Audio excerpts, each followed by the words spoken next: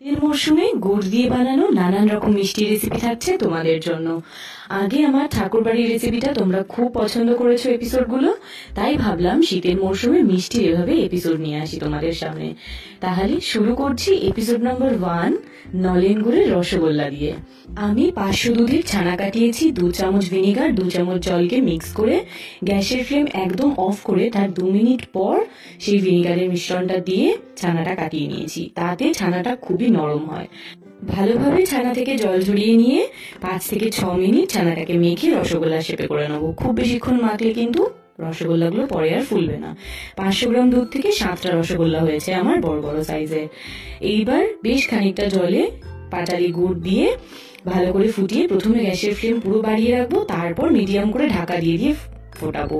তাতে রসগোল্লাগুলো কত বড় হয়েছে দেখো। ভীষণই সহজ, শুধু স্টেপগুলো মাথায় রাখতে হবে। বাই।